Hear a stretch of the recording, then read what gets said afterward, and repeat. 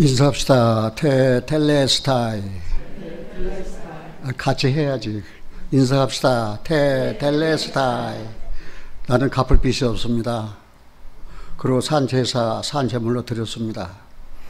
그리고 걸작품이 완성되었습니다. 다 이루었다. 이제 우리는 갚을 빚이 없어요. 주님이 다 주님 갚으셨거든요. 얼마나 감사해요. 그래서 텔레스타이. 기도하고 말씀 나누겠습니다. 사랑의 아버지 하나님, 우리는 죄로 말미암아 사망 아래, 저주 아래 있었습니다. 그런데 그리스도께서 친히 나무에 달려 우리가 받아야 할 죄를 대신 다 받으시고 피를 흘리셔서 그 피로 우리의 죄를 다 씻어주시고 또 죄값을 다 갚아주셨습니다. 그리고 우리를 사망에서 생명으로 옮겨주시고 생명책에 우리 이름을 기록해 주셨습니다. 놀라운 하나님의 은혜와 사랑을 감사드립니다. 죽은 자 가운데서 부활하셔서 우리에게 영원한 의를 주셨으며 그리고 하늘에 오르셔서 하나님 우편에 영광을 얻으시고 우리를 위하여 지금까지도 친히 간구하고 계시는 주님, 하나님, 저는 인생의 황혼에 이르러 내 주님 섬기다가 평안하게 주님께 가겠습니다. 한평생 하나님 섬기는 일을 방해하고 장애하는 가나안의 7 족속들이 내 안에 남아서 나로 하여금 힘들게 하고 올바로 하나님을 향하지 못하도록 방해했지만 하나님께서 내 안에 왕벌을 보내셔서 찾아내시고 발로 밟으시고 다시는 죄가 내 속에서 왕노릇하지 못하게 다 처리해 주셨는데도 남은 가나안 족속들이 있어서 지금도 때때로 옆구리에 가시같이 찌르며 괴롭게 하고 고통을 주지만 부활하신 주님과 함께 동행하는 이 아름답고 복된 삶을 살게 하신 주님 은혜를 생각할 때마다 너무너무 고맙고 감사합니다. 오 주님 마라나다, 어서 오시옵소서 기다립니다. 오늘 베드로 사도께서 우리에게 남기신 말씀을 열었습니다. 이제 사람의 지식이나 생각으로 해석하지 말게 하시고 항상 성령의 인도하신 빛 아래에서 말씀이 해석되고 또 생활에 적용되어서 하나님만이 우리의 삶을 통하여 영광 받으시기를 진심으로 원합니다. 우리 주 예수 그리스도 이름으로 기도하옵나이다. 아멘. 오늘 설교 제목을 뭐라고 들으셨습니까? 만물의 마지막 때. 예. 뜨겁게 사랑하라. 이거는 전도 일을 하면서부터 이 설교 제목은 항상 내 삶이었습니다. 만물의 마지막 때. 이제 어떻게 살아? 사랑하고 살아야 되는데 어떻게 사랑해? 뜨겁게 사랑하라. 그 뜨겁게란 말을 우리말로는 뜨겁게라고 번역했지만 영어 성경 보면은 deeply 발음이 잘 안 돼. deeply 하여튼 깊게 그 말이 뭐예요? 전심으로 어떻게 하요? 사랑하고 형식적으로 그냥 그렇게 사랑하지 말고 그냥 deeply 깊게 사랑하라. 전심으로 사랑하라. 왜? 지금 마지막 때예요. 만물의 마지막 때가 다 됐다고 말입니다. 그런데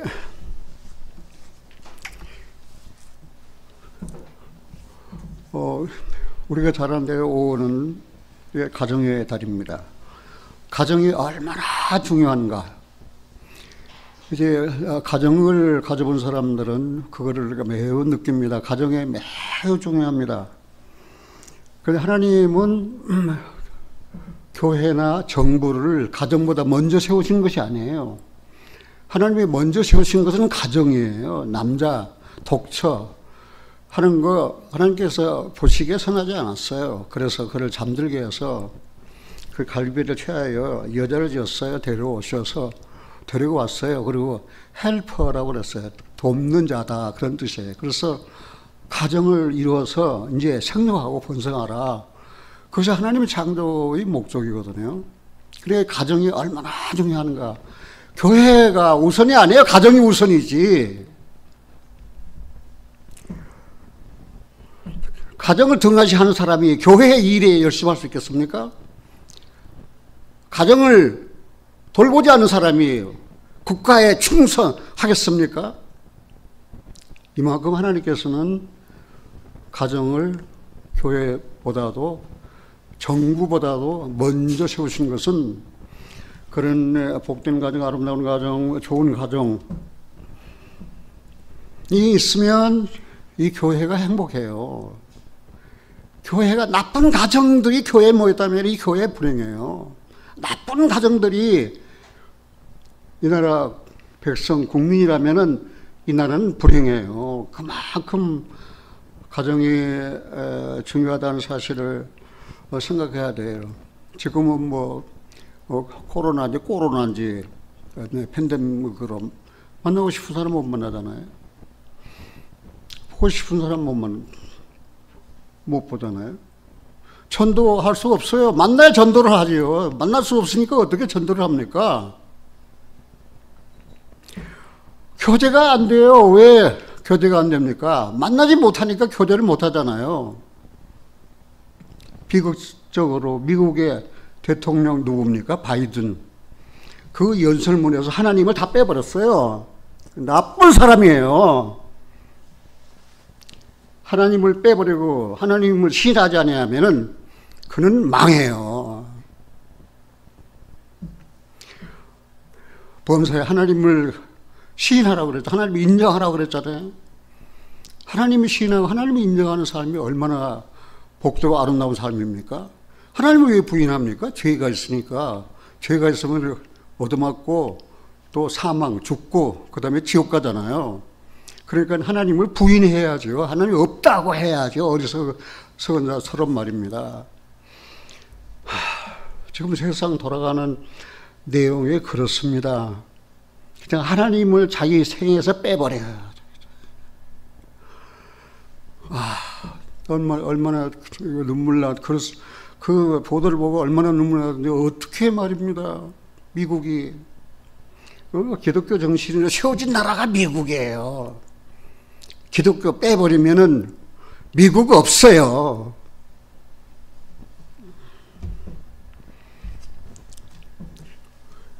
내 딸이 지금 미국에 살고 있기 때문에 그 나라가 제발 좀 잘 되었으면 싶어요. 우리가 가정의 넥타이인데 교회는 어떻게 큰 가정이에요. 우리가 이 가정하면은 어떻게 연결됐어요? 피로 연결되어 있잖아요. 피로. 교회도 피로 연결됐어요. 그리스도의 피로 우리가 한 피보다 한 몸 됐어요. 그래서 이 교회는 생명적인 유기체라는 사실이에요. 여러분들은 교회를 얼마나 사랑하십니까? 성령으로 충만하지 못하고 또 하나님께 산 제사드리라니까 드리기를 싫어하는 사람들은 그 팬데믹 이제는 온라인 예배 너무 좋아. 예배당 안 가서 너무 좋아. 좋아하지 마세요. 좋아할 일이 아니에요. 그 슬픈 일이에요. 예배당 가는 일이 얼마나 기쁜 일인 줄 아십니까? 하나님께 자유롭게 찬송할 수 있죠. 감사로 하나님께 기도할 수 있죠. 사랑하는 형제자매들 만나서 서로 안녕하고 인사할 수 있죠. 아, 얼마나 좋아요. 그리고 신령과 진정으로 하나님의 예배할 수 있잖아요. 두세 사람이 내 이름 모인 것이 나도 너희가 함께 있겠다고 주님이 약속하셨잖아요. 모이를 평안에 어떤 사람들 술을 같이 하지 말라 그랬잖아요. 예배당에 못 오셨지만은 온라인으로 예배드리는 사랑하는 형제 자매 여러분, 만물의 마지막 때가 됐습니다. 정신을 차리십시오. 근신하십시오. 경거망동하지 마십시오. 그건 그리스도인의 자세, 태도가 아닙니다. 그래서 이 교회가 그렇게 소중한 거예요. 예수님이 공생애를 시작하셨어요.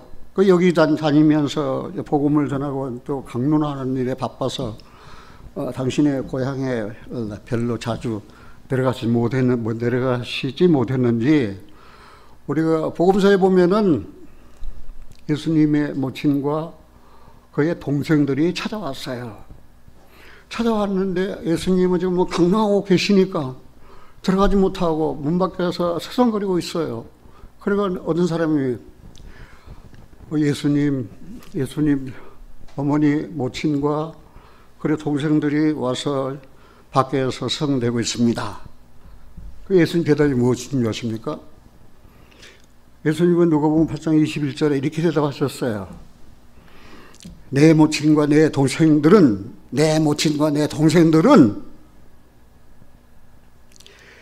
곧 하나님의 말씀을 듣고 행하는 이 사람들이라 하시니라. 하나님의 말씀을 듣고 행하는 이 사람들이라고. 이 사람들이 내 모친이고 내 동생들이라, 내 형제 자매라, 그 말입니다. 그럼 우리는 그 말씀에 맞잖아요. 우리 하나님 말씀 들었잖아요. 내 말을 듣고 또 나 보내신 이를 믿는 자는 영생을 얻었고 심판에 이르지 아니하나니 사망에서 생명으로 옮겼느니라. 들었잖아요. 그리고 듣고 끝이 아니에요. 행하는 자예요, 이제는요. 사망에서 생명으로 옮겼으면 이제는 생명적인 삶을 살아야 된다, 그 말입니다. 그 씨가 살았다면 땅 속에 떨어졌을 때 그 씨에는 생명력이 있기 때문에 태양을 향해서 힘차게 땅을 뚫고 나오는 거예요. 자라는 거예요. 그래 죽은 씨는 우리가 만나신 그 흙속에 있어도 태양을 향하여 그 땅을 뚫고 나오질 못해요. 왜 그렇습니까? 그거는 생명 없어서 죽었기 때문에. 그럼 우리는 뭡니까? 살았습니까? 죽었습니까? 우리는 살았잖아요. 지금 시련의 기간이에요. 우리는 그 시련, 때로는 가난하고, 때로는 병들고, 때로는 엄마 아빠가 아프고, 때로는 자식들이 아프고, 때로는 아내가 아프고, 때로는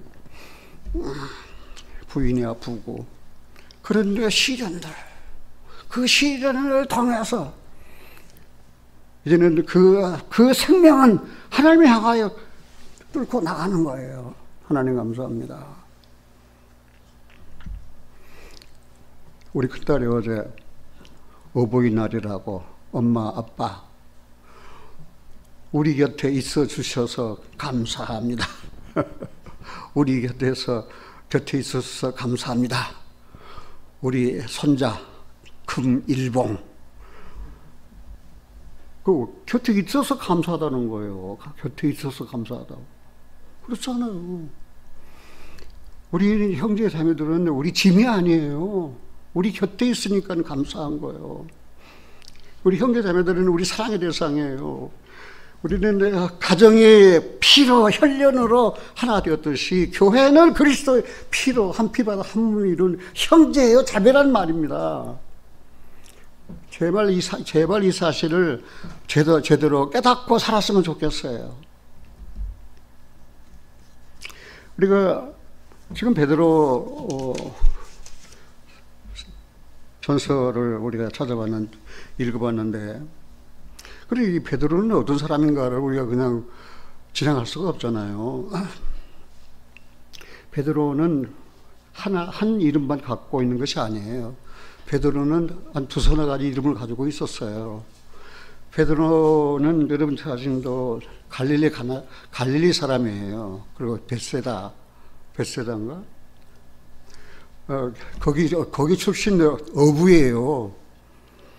그 이름은 시몬이에요.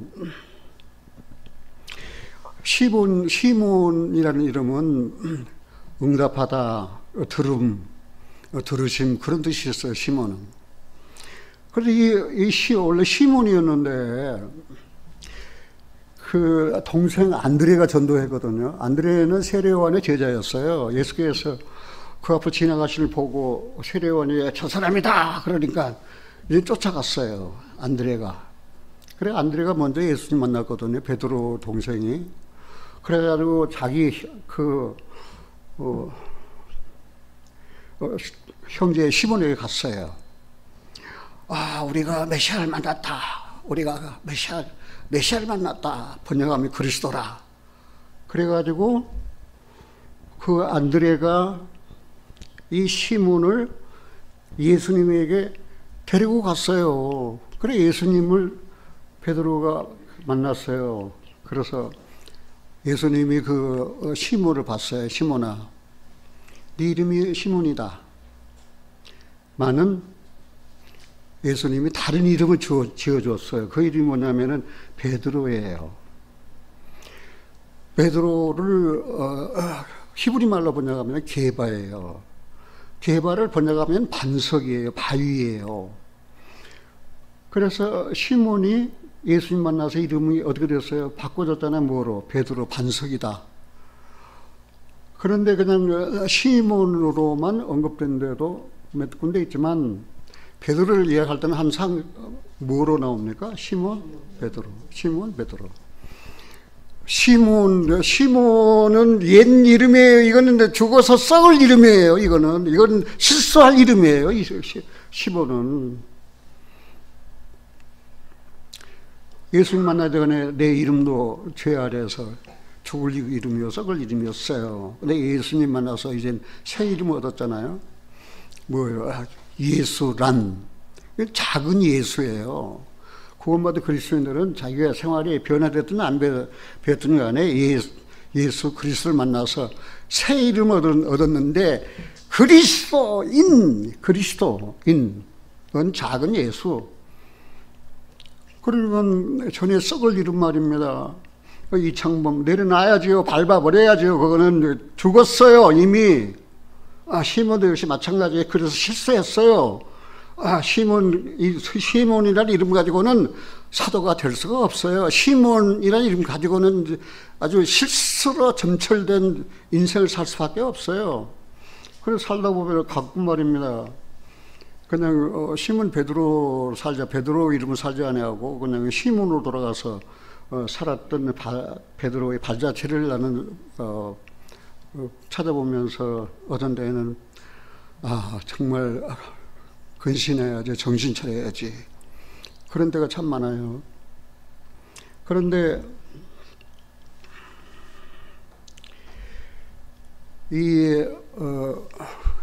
시몬은 옛성품이에요. 옛성품. 베드로는 새성품이에요. 베드로는. 그러니까 이 베드로는 여러분 잘 안들어 좀 성질이 급해요. 그러니까 그 신앙 고백도 제일 먼저 했어요. 마태복음 16장에 뭐라 했어요? 사람이 나를 우러하느냐, 너희는 나를 우러하느냐. 그러니까 베드로가 딱 일어나서 저는 그리스도 살아계신 하나님의 아들입니다. 얼마만큼 말입니다. 빨리 말입니다. 주님이 그리스도입니다. 하나님의 아들이십니다. 그러나 예수님이 내가 이 반석 위에 교회를 세우리라. 그러니까 그 베드로가 반석이거든요. 그러니까 베드로 위에 하나님의 교회를 세운다. 그래서 천주교에서는 베드로를 로마 초대 교황으로 모셨어요. 그거 잘못된 거예요. 베드로의 신앙 간증 위에 베드로가 간 적이 뭡니까? 주님 그리스도 했어요. 그 그리스도 위에 내가 내 계획을 세우겠다고 그랬잖아요. 마태복음 16장에. 그리고 예수님께서 내가 고난을 받고 십자가의 고난을 받고 죽을 것이다. 그러니까 그런 일이 주님께 이루어져서는 안 됩니다. 그리고 거절하고 반대했어요. 그러니까 예수님부터 무슨 말 들었어요? 사탄아 내 뒤로 물러가라. 너는 나를 넘어지게 하는 자로다. 그만큼 베드로는 실수가 많았던 사람이에요. 그리고 예수님은 3번씩이나 부인했던 그런 사람이에요. 그런 사람이 어떻게 사도가 됐을까? 이거는 굉장히 중요하거든요. 그런데 첫 번째 부르심은 은총을 입었다라고 하는 사실에 대한 부르심이에요. 첫 번째 부르심은 first calling. 그 첫 번째 부르심은 네가 은혜를 입었다 그 말이에요. 그 은혜를 입었으니까 어떤 행위의 대가가 아니거든요. 그 첫 번째 그 부르심을 입고 그냥 은혜를 입었어요. 내가 그 은혜를 인하여 믿음을 말미암아 구원을 얻었나니 이것이 너희에서 난 것이 아니면 하나님의 선물이라. 그러면 거기서 신앙이 끝. 그럼 정말 비참한 열매 없는 비참한 삶을 살아요. 그러나 지옥 가지는 않아요. 첫 번째 부르심을 입었잖아요. 은혜를 받았잖아요. 은혜를 믿음으로 구원을 받았잖아요. 생명책에 그 이름이 기록됐잖아요. 그런데 그 베드로는 첫 번째 부르심으로 끝났다면 은혜만 입고 그는 사도가 될 수가 없던 사람이에요. 그런데 그 두 번째 부르심을 입었어요. 그 첫 번째 부르심은 거저예요. 그냥 선물이니까, 은혜로 구원하는 거 선물이니까. 이 말씀을 듣는 사랑하는 여러분, 그리고 또 온라인으로 예배를 드린 여러분들 첫 번째 부르심을 입었습니까? 은혜를 믿음으로 말미암아 구원함을 받았습니까? 당신의 이름이 생명책에 기록된 사실을 확실히 찾았습니까? 발견했습니까? 그리고 끝입니까? 그러면 열매 없는 쭉정이의 삶을 살 수밖에 없어요. 그러나 지옥까지는 않아요. 그래서 베드로는 두 번째 부르심을 입었어요. 두 번째 부르심을 입은 것은 이건 내 대가를 지불해야 돼요. 대가를 치러야 돼요. 그 대가가 무엇입니까? 심한 고통, 시련에 고난을 겪어야 돼요. 그냥 시몬처럼 말입니다. 그래도 베드로는 이름을 주셨는데도 베드로 이름에 살지 아니하고 시몬의 이름으로 돌아가서 말입니다. 썩을 이름에 돌아 살면서 말입니다. 조금은 비자가 와서 너 그당이다. 너 나사렛 이단. 그러니까 예수님이 나는 그 사람 몰라요. 저주하며 맹세하면서 부른다고 그랬잖아요. 그럼 어떻게 했어요? 그렇게 예수를 세번 부인했으니까 주님도 베드로를 부인해가지고 너는 지옥 가라 그랬어야 되는데 아니에요. 그 베드로에게 깨닫는 마음을 주셨잖아요. 계명성 새벽 딱 울 때 그 말씀이 생각나서 밖에 나가서 심히 통곡하고 울었다고 그랬잖아요. 대가를 지불했잖아요. 부인한 대가를 지불했잖아요. 심히 통곡하고 주님. 그때까지는 아직 예수님이 구속사역을 이루시기 전이었기 때문에 이제 그래서 첫 번째 부르심은 그 은혜를 믿음으로 구원받는 부르심인데 그거는 신자라고 하고 두 번째 부르심은 대가를 치러야 되는데 시련을 통해서 이거는 제자예요. 제자. 그 제자는 베드로가 그러잖아요. 얼마나 성급하게 주님 우리가 주님 죽는 데까지 가겠습니다. 죽는 데까지 가겠다는 거예요. 그리고 대마도 말입니다. 그 도마죠. 의심 많은 그 도마도 죽으러 가자. 그건 뭐예요? 하나님의 부르심을 입었다는 것은 죽으러 가는 길이에요. 그걸 아셔야 돼요. 죽는 길이에요. 하나님의 부르심을 입고도 말입니다. 죽으러 가는 길을 몰라요. 죽는 걸 몰라요. 그런데 예수 10년 믿고 구원받은 지 10년 믿고 20년 믿고 30년 믿었다도 아직도 자아가 살아있어요. 자아가 죽었다는데. 왜요? 제자가 되는 것은 죽는 거예요. 죽는 거. 여러분들이 예수와 함께 십자가에 못 죽지 않았으면 주님의 제자는 아니에요. 제자가 아니까 가르침을 받지 못하죠. 가르침을 받지를 못하니까 삶의 변화를 올 수가 없지요. 그런데 예수님께서는 이런 시몬의 그 장래의 일들을 다 하셨어요. 누가복음 22장에 보면 31절에 시몬아 시몬아 보라 사탄이 밀가부르다 하려고 너희를 청구하였으나 그러나 내가 너희를 위하여 네 믿음이 떨어지지 않기를 기도하였노니 너는 돌이킨 후에 네 형제를 부귀하라. 그래서 시몬이 시몬아 시몬아 그러잖아요. 베드로야 베드로 하지 않았어요? 시몬아 시몬아 그랬어요. 시몬이 뭐예요? 이거는 옛 이름이라니까. 옛 성품, 그 썩을 이름이에요. 그 부르시면서 사탄이 밀가부로 다려고 너를 청구했어요. 사탄이 청구했어요.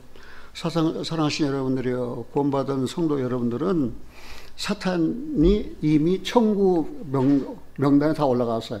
이창범 너 전에 내 것이었는데 네가 지금 그리스도를 같이 내가 너 다시 찾아올 거야.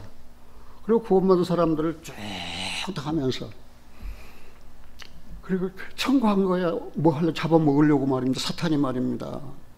아주 사탄의 공격은 집요해요. 끈질겨요. 그 눈물 겹도록 말입니다. 그 싸움을 50년 동안 싸워온 나는 말입니다. 주님께 너무 감사해요.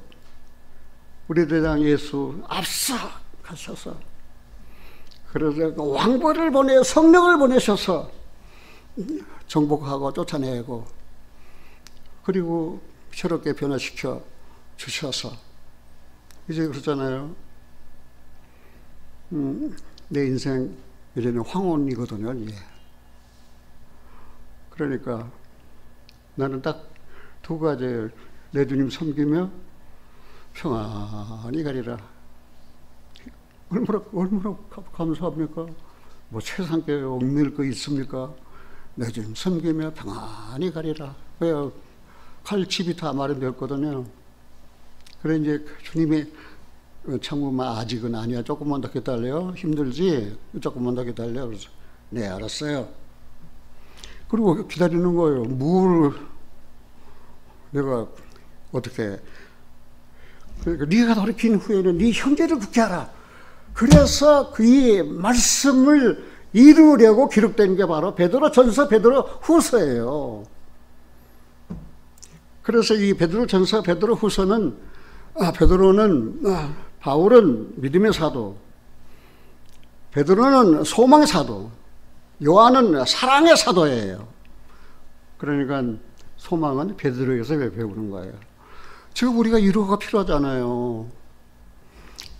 우리 우리 교회 그룹 채팅방에 기도가 기도로 도울 가정들이 막 일어나니까 기도하겠습니다. 저도 기도하겠습니다. 저도 기도하겠습니다. 나는 마음이 얼마나 흐뭇한지. 그래서 형제지, 그래서 자매지. 그래서 이 소망을 배우는 거예요. 사도 베드로에게서. 그래서 내가 50년 동안 마음에 품고 있는 성경 구절 한 구절이 있다면은 베드로 전서를 통해서 두 구절이구나. 베드로 전서에서는 1장 22절 진리를 순종함으로 영혼을 깨끗게 하여 진리를 순종함으로 영혼을 깨끗게 하여 그다음 뭐라고 그랬어요? 예.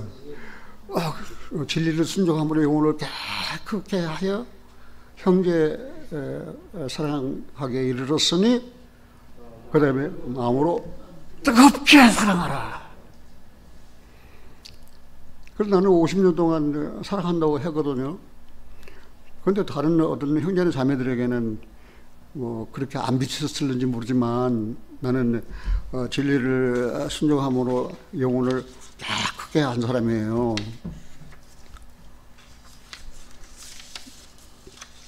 네, 너희가 진리를 순종함으로 너희 영혼을 깨끗하게 하여 거짓 없이 형제를 사랑하여 이르렀으니 마음으로 뜨겁게 피쳐 사랑하라. 아주 깊게 사랑하라. 말과 혀로만 하지 말고.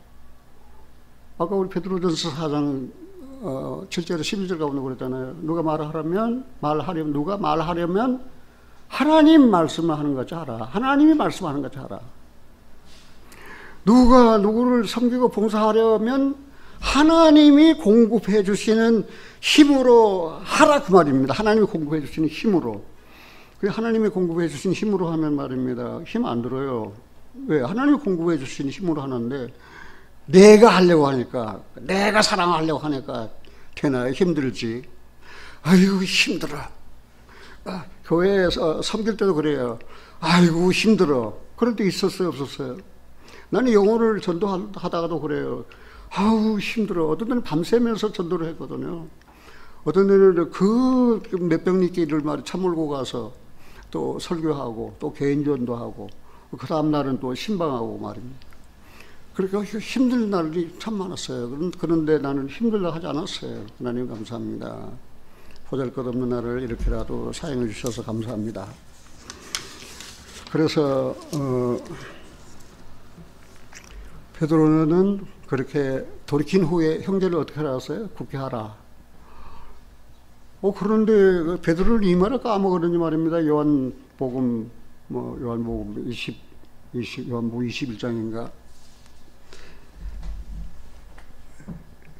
예수님이 부활하신 후에 나는 물고기를 잡으러 가겠다. 나는 물고기를 잡으러 가노라. 좋은 사람이 나쁜 사람이에요? 제자예요, 제자 아니에요? 내가 볼 때 땡 나쁜 사람. 물고기 잡으러 가?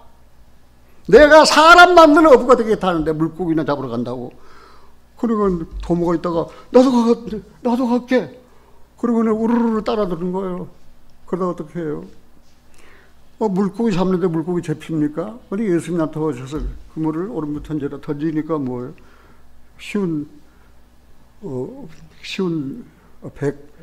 세 마리를 잡았잖아요. 그 153마리를 어떤 사람은 교회다 그러는데 나는 몰라요. 교회인지 아닌지는. 나도 잡았어요. 그래서 그거를 잡은 고기를 구워가지고 이제 먹였어요, 주님이. 그리고는 베드로야. 시몬이라 하지 않았어요. 베드로야. 시몬 베드로야. 너 두 가지 이름이야. 하나는 썩을 이름, 하나는 새 이름. 네가 이 사람보다 나를 더 사랑하냐? 요한복음 보면 그런 말 나와요. 네가 이 사람보다 나를 더 사랑하느냐? 네, 내가 사랑합니다. 그러면 내 양을 먹이라. 그래도 예수님은 세 번 부인했으니까 세 번 물어봐야죠. 또 두 번째 물어봤어요. 베드로야, 네가 이 사람보다 나를 더 사랑하냐? 그래 좀 쩔려요. 첫 번째는 영업에 내가 사랑한다 그러는데. 내가 이 사람들을 사랑하는지 주께서 아십니다. 그러면 주님이 알았다 하면 끝내면 되는데 주님은 그렇게 끝나지 않고 아이고 주님도 참 세 번을 물어보셔요. 이 사람보다 정말 나를 더 사랑하느냐? 그러니까 베드로가 이제 쩔려요. 이제 주께서 아시나이다. 자기가 사랑한다. 그리고는 베드로가 어떤 죽을 것까지도 다 예언해 놓으셨어요.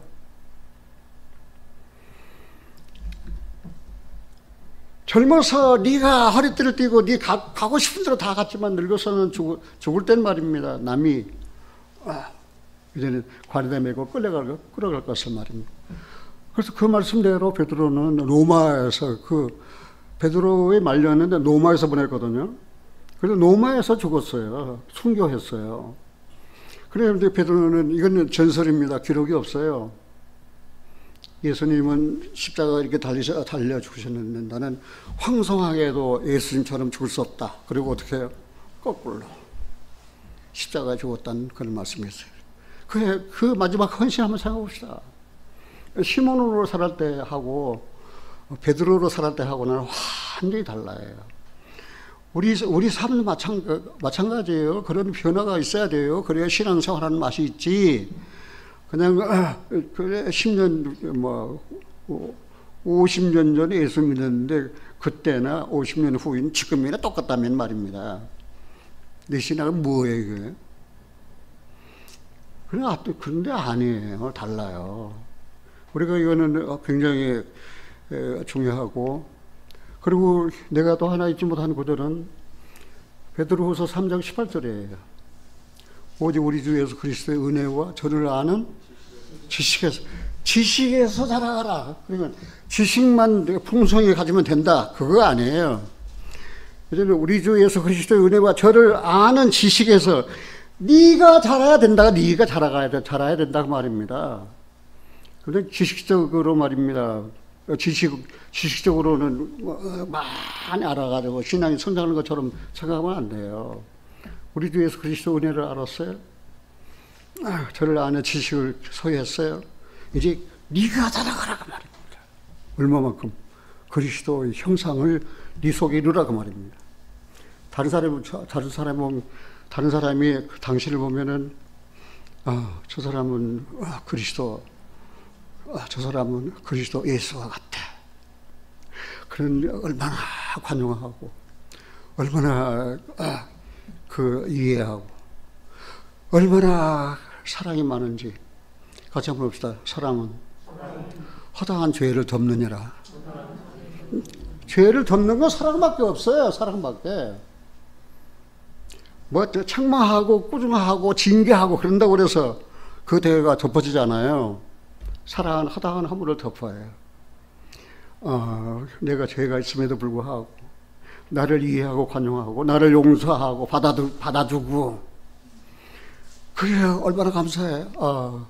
사랑이 아니었다면 그렇게 할 수가 없어. 그래서 사랑은 허다한 허물을 덮는다 그랬잖아요. 그럼 이 베드로전서는 언제 기록됐는가 이게 중요하잖아요. AD 62년부터 68년 사이로 보는데 그 네로가 그 로마 황제였잖아요. 기독교인을 얼마나 박해했는지, 얼마나 수많은 처형하고 그다음 그 나무에 달려서 그냥 십자가에 불태워 죽이고 그냥 굶주린 그냥 사자 굴에 던져가지고 그냥 그래가지고 그 박해받던 그리스도인들이 박해받던 그때였어요. 그리고 로마에서 기록했어요. 로마 아닌 말입니다. 바벨론이라는 말이 나오니까 저기 바벨론, 그 바벨론에 베드로가 간 일이 없거든요. 그 애굽에 바벨론 또 있어요. 베드로가 거기도 간 일이 없어요. 근데 이제 우리는 계시록에 의거해서 바벨론을 어떻게 해석하냐면은 바벨론은 로마다. 애굽은 예루살렘이다. 그런 해석한 데가 계시록 보면은 있잖아요. 그래서 다른 신학자들이 뭐라고 주장했든 간에 저는 로마서는 베드로 전서는 그 베드로가 인생 말년에 노년에 로마에서 그 네로의 박해를 받는 성도들을 격려하고 위로하고 소망을 주기 위해서 기록된 편지가 서신서가 바로 이 베드로 전서라는 사실입니다. 사랑하신 형제님들이 구약의 예언들, 이제 베드로도 구약의 예언들을 인용한 데가 있어요. 구약의 예언들은 그리스도의 비다 아래서 해석돼야 돼요.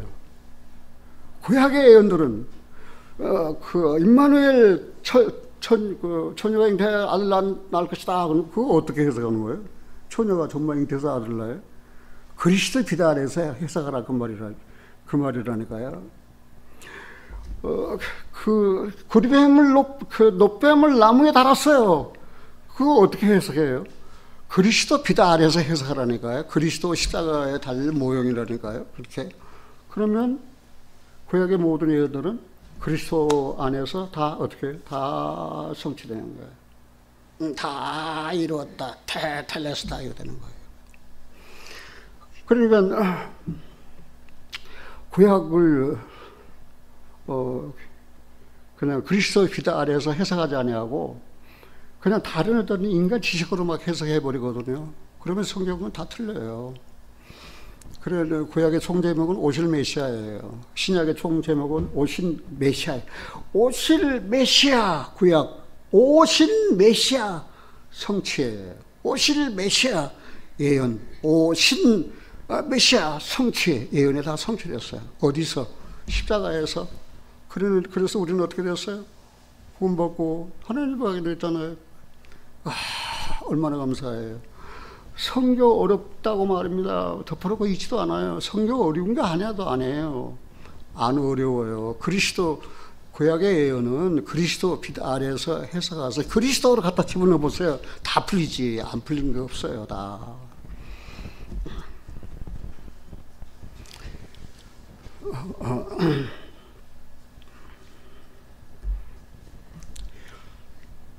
그러면은 이 베드로 전서를 누구에게 보냈을까?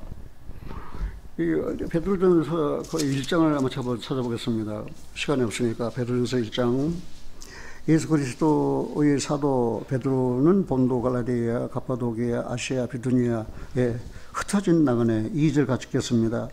곧 하나님의 아버지의 미리 하심을 따라 성령의 거룩하게 하심으로 순종함과 예수 그리스도의 피 뿌림을 얻기 위하여 택하심 입은 자들에게 편지하노니 은혜와 평강이 너에게 더욱 많을지어다. 그러니까 여기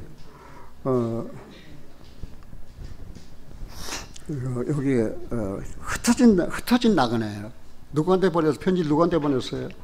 흩어진 나그네예요. 흩어진 나그네는 다른 말로 번역하면 디아스포라예요. 디아스포라가 다 흩어졌어요. 누가 유태인들이 그 유태인 중에서 이방인도 있어요. 그러니까 베드로전서는 누구에게 보냈어요? 흩어진 나그네. 흩어진 나그네를 뭐라고 그랬어요? 유식하게 흩어진 나그네를 뭐라고 그랬어요? 디아스포라. 디아스포라는 흩어진 누구예요? 유대인인데 그 유대인들을 친해가지고 하나님을 섬기는 누구도 있었어요? 이방인들도 있었어요, 거기. 그래, 흩어진 나그네예요. 그럼 우리도 뭐예요? 우리도 흩어진 나그네, 지금. 우리가 이 한국에 흩어져 있는 나그네 아니에요? 근데 이게,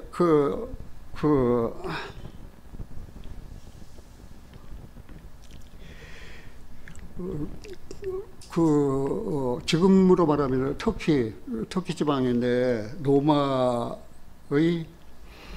5개주 본도 갈라디아 그다음 갑바도기아 아시아 비두니아 소아시아 흩어진 나그네들 왜요? 한 군데 살지 못하고 이리저리 떠돌아다니면서 정처없이 떠돌아다니면서 그러나 그런 흩어진 나그네들이 잘못하면 소망을 잃어버릴 수 있잖아요. 또 어느 총칼에 또 어느 질병에 내가 죽을는지도 모르는데 두려워할 수도 있잖아요. 그러니까 소망을 주기 위해서 기록된 서신서입니다.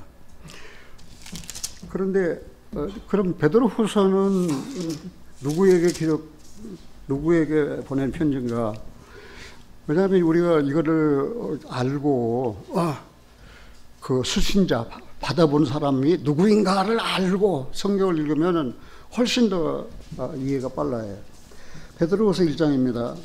1절 같이 있습니다. 베드로후서 1장 1절 예수 그리스도의 종과 사도인 시몬 베드로는 우리 하나님과 구주 예수 그리스도의 의를 힘입어 동일하게 보배로운 믿음을 우리와 같이 받은 자들에게 편지한다. 우리 주 예수 그리스도의 의를 힘입어 동일하게 믿음을 같이 받은 자들이 편지한다. 그러니까 우리에게 해당돼야 안 돼요. 예수 그리스도의 의를 힘입어 우리는 뭐였어요? 동일하게 보배로운 뭘 소유했어요? 믿음을 받았잖아요. 그러니까 이제 좀 읽으라 그 말입니다. 왜요? 베드로후서 이게 소망. 그러니까 종말에 관한 내용들이 기록되어 있어요. 베드로후서 보면은 말입니다. 그러니까 아무리 마지막에 가까웠다니까. 그러니까 거짓 없이 사랑하기에 이르러서 진리를 순종하고, 그러니까 이제 마음으로 뜨겁게 사랑하거라, 그런 내용이에요. 그런데 말입니다. 지금 우리는 초대에 사는 그리스도인이 아니에요. 우리는 말세, 마지막 때를 사는 그리스도인이에요. 지금 마지막 때, 말세를 사는 그리스도인이에요. 그러면 우리들의 각오가 있어야 되잖아요. 여기 베드로전서 4장으로 들어가 봅시다. 1절입니다. 베드로전서 4장 1절. 그리스도께서 이미 육체의 고난을 받으셨으니 너희도 같은 마음으로 갑옷을 삼으라. 이는 육체의 고난을 받은 자가 죄를 그쳤음이니 그 후로는 다시 사람의 정욕을 쫓지 않고 오직 하나님의 뜻을 쫓아 육체의 남은 때를 살게 하려 함이라.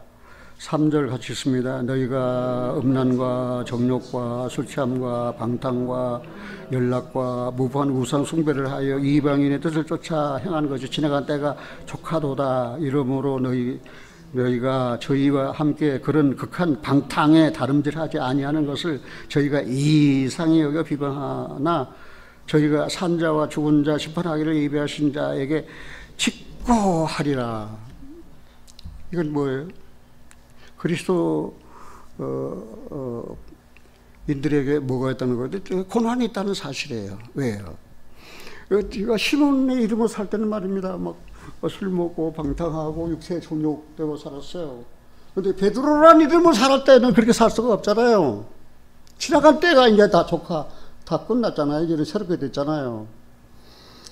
그런데 그리스도인들이 말입니다. 구원받은 이전이나 구원받은 이후나 똑같이 산다는 말입니다. 뭐 그게 무슨 구원입니까? 그래서 말세 성도들의 믿음의 각오를 제가 몇 가지로 말씀드릴게요. 첫째는 반대를 각오해야 된다. 우리가 예수는 그리스도라고 전하면은 다 받아들입니까? 반대하잖아요. 오직 예수를 믿음으로만 구원받는다. 별소리. 선행으로도 구원받을 수 있어. 그러면 자기 의로도 구원받을 수 있어. 그러니까 말세의 성도들의 믿음의 각오는 첫째 반대를 각오해야 됩니다. 그리스도인들이 전에 죄를 짓다가 이제는 변해서 선하게 사니까 구원 안 받은 사람들이 분노를 일으키는 거예요. 전에 술 먹더니 말입니다. 예수 믿고 구원 받았다고 이제 술을 안 먹어? 분노를 일으키는 거예요, 이게. 그리고 각오가 있는 거예요. 그러니까 사랑하는 친구들도 말입니다. 떠나가는 거예요. 내가 회사 다니다가 군대 갔다가 돌아와가지고 친구가 이창범 너 구질구질하게 예수나 믿고 담배 안 피우면 너는 내 친구 아니야. 친구 하나 잃고 갔잖아요. 큰일 났더라고요. 그래서 최근에 가가지고 담배를 한 갑 사가지고 탁 호주머니에 넣고 야 친구야 나도 담배 피운다. 담배를 피워서 한 모금 빠니까 이게 정신이 돌아버리는 거예요, 그냥. 그래가지고는 담배값 꺼내서 친구 앞에, 야, 친구야, 너 가져.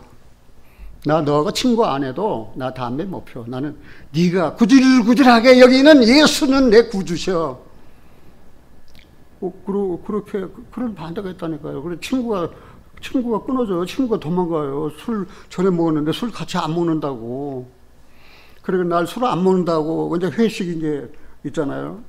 그래서 내가 실험실에 높은 자대로 이제 프로모션 승진을 해야 될 텐데 그 실장이 와서 이창범 내가 이제 곧 퇴직해. 그러니까 내 자리는 네 거야. 그러니까 난 안 갑니다. 너 바보 아니야? 지금 그 자리가 그 실험실장 자리가 어떤 자리인데 안 간다고? 바보 아니야? 그리고 그 다음날 아침에 내 직장으로 그 실장이 딱 오는 거예요. 이창범, 이제 나 연세가 많으니까 이창범, 너 노마사 알아? 그래서 조금 알아요. 그래가지고는 그냥 앉은 자리에서 그냥 1장에서 16장까지 이제 쫙 읊어버렸죠. 모든 사람이 죄를 지었습니다. 그래서 하나님의 영광에 들어갈 수 없습니다. 실장님도 죄를 지었으면 하나님의 영광에 들어갈 수 없습니다. 그 죄에 사함받기 전에는. 그리고 16장까지 다 이어가니까 다 듣고 나더니 무릎을 꿇더라고요. 미안하다. 나는 네가 얼치기 전도자인 줄 알았더니 야, 이런 참내 믿음을. 그리고 얼마 후에 이창범 전도사님 우리 집에 좀 가주셔야 되겠어요. 왜요? 우리 집 사람이 암이거든요. 기도를 받고 싶어요. 그래서 갔어요. 그래서 기도를 했어요. 그런 사건들이 내게는 한두가 아니에요. 한두 가지가 아니에요. 뭐 신학교 언급에서 안 됐으면 감리교 신학교 3학년생이 말입니다. 나한테 왔어요. 그래서 이제 노모서를 쭉 이어가니까 그거는 바울의 신학 사상입니다. 딱 그러는 거예요. 그래서 나 단도직도 그랬어요. 한 번 죽는 것은 사람에게 정하신 것이다. 당신도 죽습니다. 그 후에는 심판이 있다. 당신도 심판받습니다. 그리고 바울의 신학 사상이라고 그렇게 내가 전하는 복음을 반대하고 가더니 같이 우리는 파견에 있었으니까 이제 본부로 가서 월급을 타러 가는데 버스를 딱 탔어요. 근데 공교롭게 같이 앉은 거예요. 그래도 그 죄를 다 갚아야 된다는 사실을 내가 알고, 그래 죄를 다 갚았는데 한 가지 갚지 못한 죄가 있습니다. 그건 어떻게 됩니까? 그거 무슨 죄인데요? 어떤 여자가 날 짝사랑했거든요. 그래서 내가 그걸 안 받아들였어요. 그런데 그 여자가 자살해버렸어요. 그럼 어떻게 됩니까? 무덤에 가서 그 여자 살려가지고 그 여자하고 결혼을 해야 됩니다. 그러니까 이건 무슨 소리야? 무슨 미친 소리야? 그런데도 그 여자 살려가지고 네가 죽였으니까 살려가지고 결혼하라. 그러더니 한 며칠 후에 내 삶을 또 찾아온 거예요. 그래가지고는 이제 히브리서를 딱 이야기했어요.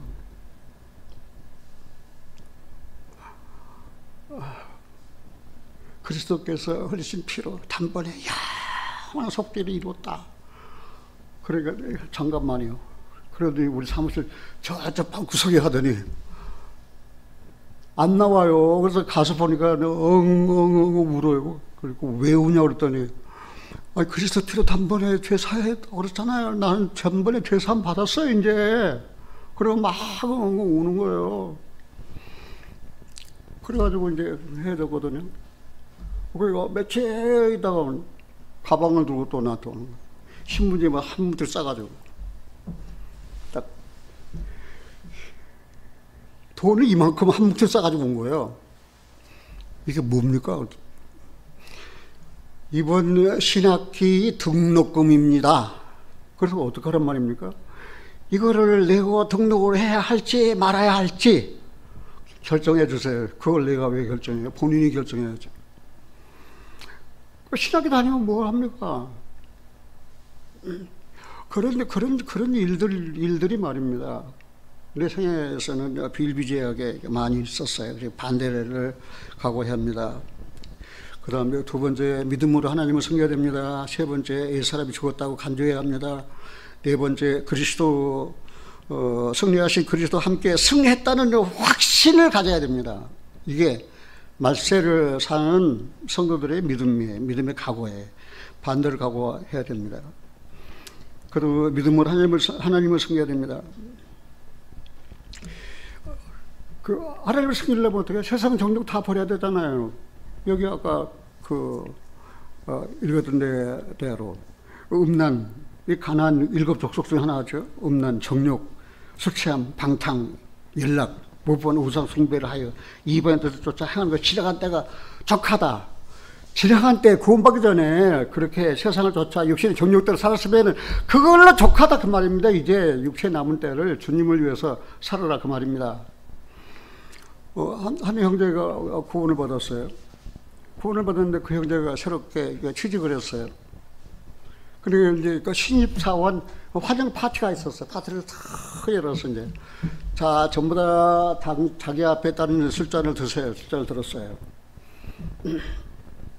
자 이제 이 신입회원 신입사원 그 사원된 것을 환영합시다. 자 드립시다. 그런데 그 형제는 안 먹었어요. 그러니까 부장이 보고 자네는 왜 안 먹는가? 탁 일어나더니 나는 하나님의 자녀입니다. 그리고 술잔을 안 들었어요.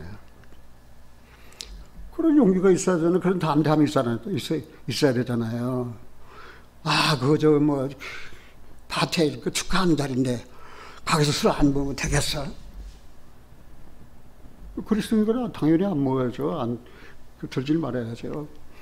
그렇게 그리스도인들은 이 말세를 사는 그리스도인들은 그런 그 신앙의 그런 유혹 그거를 어떻게 다 내려놓고 극복해야 된다고 말입니다.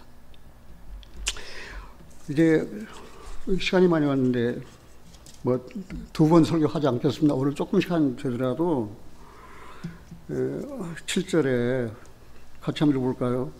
만물의 마지막에 가까웠으니 그러므로 너희는 정신을 너희는 정신을 차리고 근신하여 기도하라. 여기서 마지막에 가까웠다 했습니까? 만물의 마지막에 가까웠다 했습니까? 만물의 마지막에 가까웠어요. 만물을 지으신 분은 하나님이에요. 그러니까 만물, 인간의 종말, 인류의 종말만 말하는 거 아니에요. 만물의 마지막에 가까웠다고 말입니다. 그거는 무엇입니까? 만물의 마지막은 하나님의 심판의 날이 임박했다 그런 뜻이에요. 만물의 마지막에 가까웠다고 말하는 하나님의 심판의 날이 가까웠다. 마태복음 25장에는 양과 염소를 분별하는 심판이 있잖아요. 그런데 의인은 오른편에 그 악인은 왼편에, 의인은 하나님과 함께 영생을, 악인은 지옥 형벌로 다스리는, 이는 만물의 마지막, 이는 하나님의 심판의 때예요. 이제 우리는 한번 생각을 해봐야 돼요. 만물의 마지막 때가 가까웠는데 이제는 하늘이 큰 소리로 떠나갑니다. 체질이 뜨거운 물에 풀어집니다. 이제 그 무시무시한 계시록에 예언된 사건이 이제 일어날 것입니다. 하나님의 심판의 날이 임박했습니다.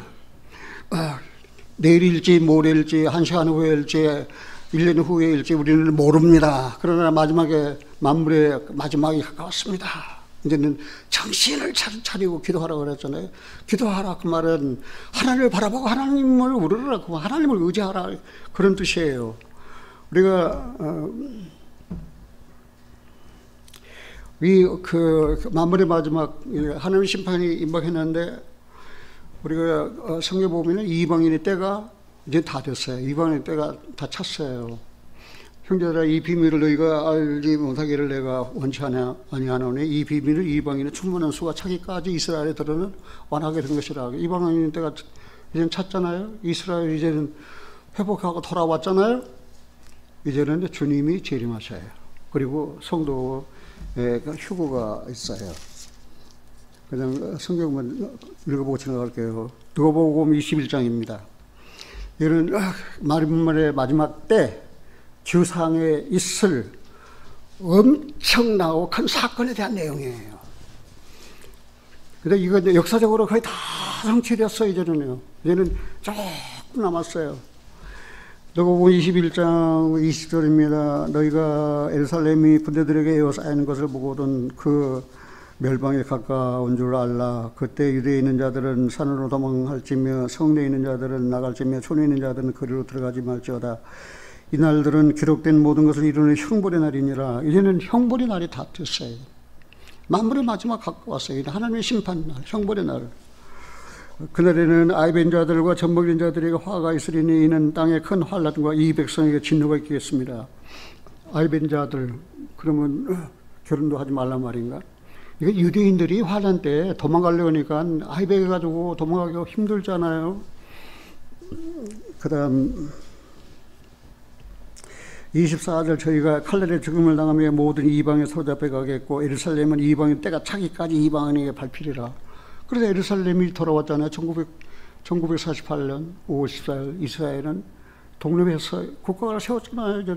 점점 회복돼가지고 제3성전이 거의 다 완성될 지금 지경에 있었거든요. 그 다음 25절 1월 성전에는 1월 해, 달, 성실, 별에는 징조가 있겠고 땅에서는 민족들이 바다와 파도의 우는 소리로 인하여 혼란한 중에 곤고하리라. 바다가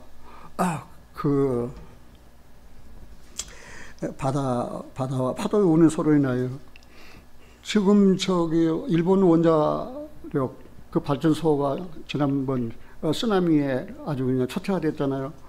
그런데 그 원자력 그 원자수 그거를 태평양 바닷속에 버린다는 거예요. 지금 그래서 세계에 난리가 났어요.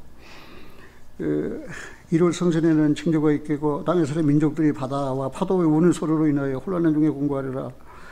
26절 같이 읽겠습니다. 사람들이 세상에 임할 일을 생각하고 무서워함으로 기다리니 이는 하늘이 권능들이 흔들겠습니다.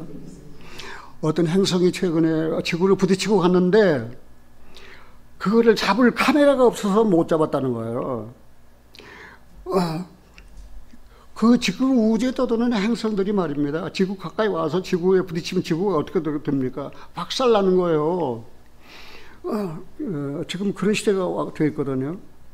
27절에 그때 사람들이 인자가 구름을 타고 능력과 큰 영광으로 오는 것을 보리라. 이제는 주님이 인자가 구름 타고 오는 것을 보는 거예요. 이런 일이 시작하거든, 이런 일이 되기를 시작하거든 일어나 머리를 들라 너희 구속하거든. 이런 일이 되기를 시작하거든 일어나라 그 말입니다. 이제는 경거망동하게 살지 말고 함부로 살지 말고 정말 진리를 순종함으로 형제를 사랑하게 거짓 없이 사랑하게 이뤘다면 마음으로 뜨겁게 피차 사랑하라고 그 말입니다. 그런데 뜨겁게 사랑하라 그 말은 사랑하라 그 말을 다른 말로 그 어느 성경이나 다른 영어 성경 보면은 도와주라. 같이 한번 합시다. 사랑하라는 도와주라. 무슨 사랑, 그 다음에 인간 사랑을 하라. 그래서 사랑 안에서 뭐예요? 완성이에요. 더 하고 싶지만은 시간이 많이 가서 여기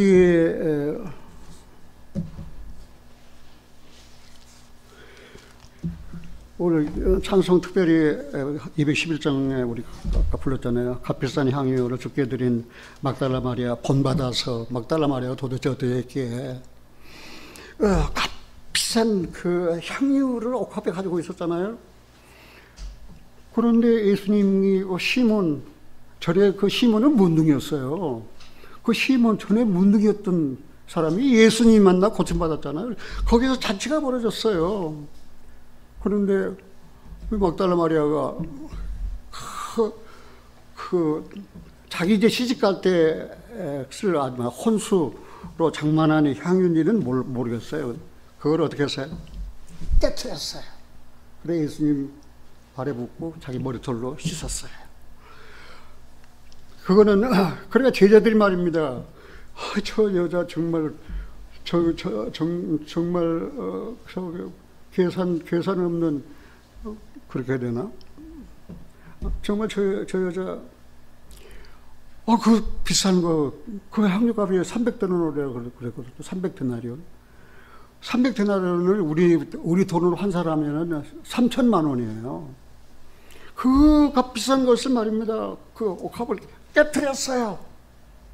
그러고 예수님 발에 붓고 머리털로 눈물을 씻었어요. 이것을 본 사람들, 그래 제자들, 그가 왜 가난하다. 그 값비싼 것을 팔아서 가난한 사람들에게 나눠 주면 좋았을 거를 왜 합의하느냐. 그 돈째 맡은 가룟 유다의 계산으로는 그게 허비였어요. 그래서 주님은 뭐라고 그랬어요? 그만둬라. 허비가 아니라 내 장례를 미리 준비하는 것이다. 그러니까 여기는 막달라 마리아라고 찬송가 나오지만은 막달라 마리아인지는 몰라요. 마리아 다른 마리아가 많거든요. 그냥 막달라 마리아라고 했으니까 그냥 마리아로 알고, 그래가지고 제자들도 예수님 장례를 위해서 준비할 것을 생각도 못하고 있어요. 예수님 장례를 준비할 생각도 못하고 있는데 이 막달라 마리아는 자기의 옥합을 깨뜨려서 그 비싼 향유를 예수님께 부어드렸어요. 저는 마지막으로 한번 물어보고 싶어요. 사랑하는 형제자매님들이에요. 사랑하는 생명책에 이름이 기록된 구원받은 그리스도인들이에요. 여러분들의 삶의 가치관은 어디에 두고 사십니까? 여러분들의 삶의 목표, 삶의 가치관을 어디에 두고 사십니까? 그리스도입니까? 아니면 돈지갑입니까? 그리스도인들의 삶의 가치는 돈지갑이 아니에요. 그리스도예요. 죽어도 주를 위하여 죽고 살아도 주를 위하여 살고. 그래서 그런즉 사나주구나. 난 그리스도의 장례를 준비했다니까요. 죽음을. 우리 역시 마찬가지예요. 우리도 그리스도 함께 그 죽음, 그러니까 life of baptism, 침례의 삶이 무엇입니까? 예수 함께 죽었어요. 일어나셨잖아요. 부활하셨잖아요. 그래서 살았어요. 그래서 로마서 6장에 그랬잖아요. 알고 여기고 들으라. 그리스도 함께 죽었다. 알았어. 그리고 죄에 대해서는 죽었다. 하나님에 대해서는 살았다. 여기라. 그 다음에 어떻게 여기만 끝난 거죠. 이제는 드리라 그 말이에요. 뭐예요? 너희 몸을 의의 병기로 하나님께 드리라 그 말입니다. 드리는 거예요. 이게 헌신이에요. 이게. 사랑하는 형제님들이, 오늘 말씀을 듣는 여러분들이요, 사랑하고 삽시다. 그리고 교회에 헌신합시다. 이 교회는 주님의 몸입니다. 이 교회는 생명의 공동체, 생명의 유기적인 한 피바다 한 몸 이룬 형제와 자매들입니다. 얼마나 형제와 자매들이 귀한 줄 아십니까? 그 형제의 아픔이 내 아픔이에요. 그 자매의 고통이 내 고통이에요. 그 형제의 시련이 내 시련이에요. 그렇게만 우리 교회가 산다면 우리 교회는 하나님께서 기뻐하시는 아주 아름다운 그런 교회가 될 거예요.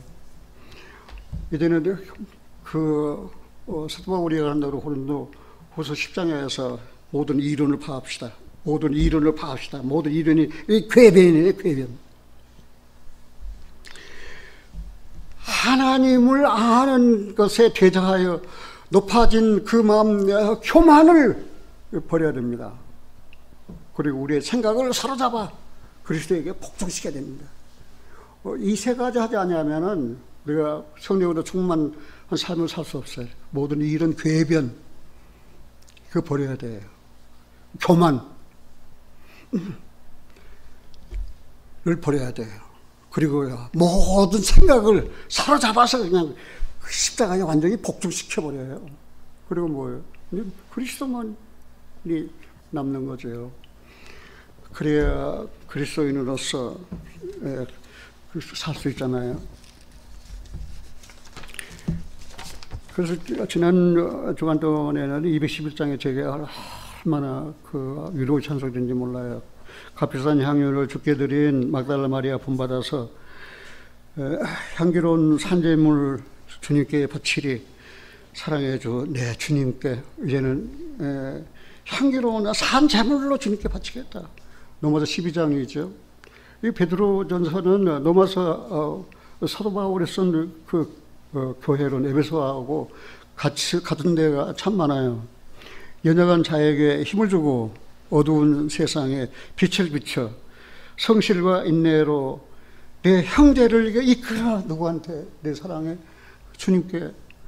정말 그 힘들고 어려운 지체들이 많아요. 가정들이 참 많아요. 우리 부부는 아침마다 일어나서 기도해요. 내가 성경에 사랑하는 우리 교회 성도들 가정들 힘든 가정 너무 많아요. 아픈 가정들도 많아요. 아픈 친구들도 많아요. 어떻게 해요? 우리는 도울 힘도 없잖아요. 그래서 기도를 하나님께 구해요. 만나면 일어나 격려의 말을 할게요. 그리고 돈 있으면 도와줄게요. 이제 그렇게 우리는 매일 같이 기도해요. 두려운 마음에 소망 주고 슬픔에 쌓인 자 위로하며 길 잃은 자들을 친절히 이끌리. 지금 길 잃고 방황하는 사람들이 얼마나 많아요. 구원받았어요. 근데 바른 길 가요? 의의 길을 갑니까? 여기저기 방황하다가 말입니다. 마귀를 만나서 두들겨 맞고 말입니다. 그냥 일어나지 못할 정도로 말입니다. 아주 그냥. 그런 그리스도인이라고 하면서 그리스도인답게 살지 않은 성도가 얼마나 많아요.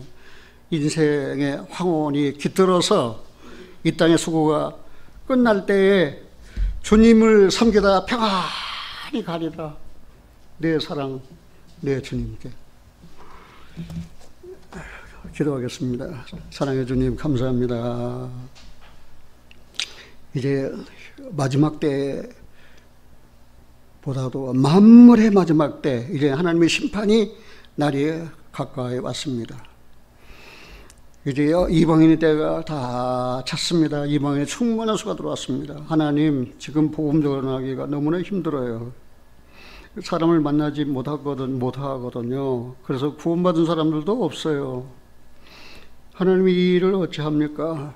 이제 교제하기도 힘들어요. 성령으로 걷다한다 하지만은 대면에서 서로 위로하고 격려의 말을 나누는 것만 못해요. 하나님, 이렇게 세월은 자꾸만 흘러가는데 주님께 돌아와야 할 사람들이 돌아오지 못하고 있습니다. 그 이유는 말씀을 들을 수가 없거든요. 듣지 못하기 때문이거든요. 하나님, 어떤 방법으로든지 듣고 순종하는 자야 내 모친이고 내 형제자매다 라고 주님께서 말씀하셨어요. 우리는 말씀을 듣고 우리는 순종하여 이제는 열매 맺는 그리스도인으로 살아가고 있어요. 지금은 너무나도 힘들고 시련 많은 때예요. 성령으로 충만하지 아니하고는 우리는 버티거나 이겨나갈 재간이 없어요. 성령으로 충만한 것은 찬송하는 생활이에요. 성령으로 충만한 것은 범사에 감사하는 거예요. 먹을 것이 있든지 없든지, 건강하든지 병들었든지, 하나님, 그리고 모두 사람으로 더불어 화평함과 거룩함을 쫓는 원만한 대인관계를 이루어서 그리스도를 다른 사람들에게 나타내는 그런 성도의 삶을 살 수 있도록 도와주세요. 하나님, 우리 교회 수십 년 됐어요. 그동안에 힘들고 어려운 일 많았지만 주님께서 함께 하셨어요. 지금도 함께 하고 계셔요. 그리고 인도해 주실 거예요. 주님만 더욱 의지합니다. 이제 만물의 마지막 때 거짓 없이 마음으로 뜨겁게 사랑하는 그런 우리 교회 형제자매들이 되게 도와주시고, 힘들고 어려운 가정들 하나님께서 도와주세요. 하나님께서 붙들어 주세요. 필요한 것들은 하나님께서 공급해 주세요. 우리 육체의 남은 때를 주님께 드려서 주님을 위하여 살기를 원해요. 막달라 마리아는 옥합도 깨트렸는데 나는 주님을 위해서 무엇을 과연 깨트렸을까?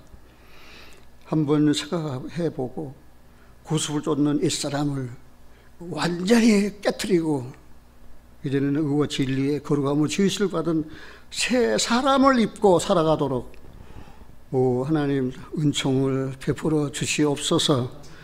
우리 주 예수 그리스도 이름으로 기도하옵나이다. 아멘.